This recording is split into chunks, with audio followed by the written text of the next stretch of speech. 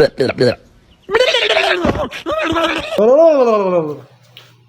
to our group's cooking show. Today we are going to cook tofu sisig.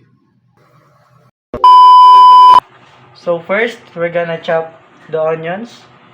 Oops, teka lang yung montage.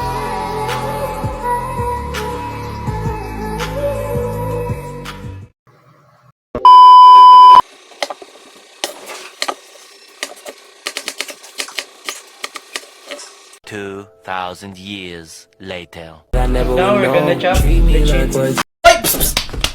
Huwag nyo to tignan mga bata. Masama to. Hindi dapat to ginagawa sa normal na tao, ha?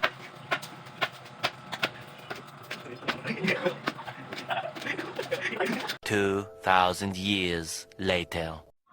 And now our veggies are well chopped. Now let's proceed in slicing the tofu.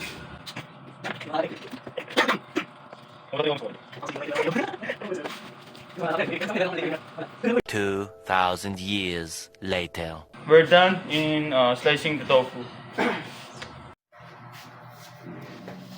So hello guys, I'm Aguilas Manuel Peregrine, aka Ninong Rai.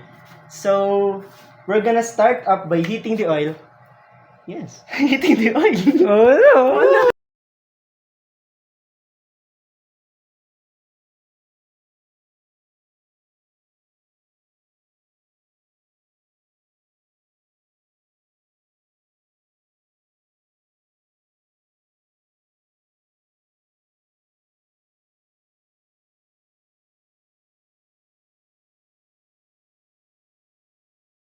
Now that the tofu is half cooked, we will set it aside.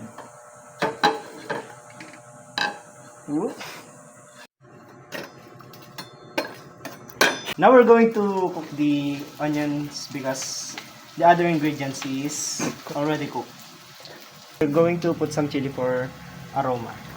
Now we will gonna put the oyster sauce. Yes. Pati. Pati. Hala. Bilisan mo. Bango na tayo may itis. Treat me like what's easy. Don't get me dirty.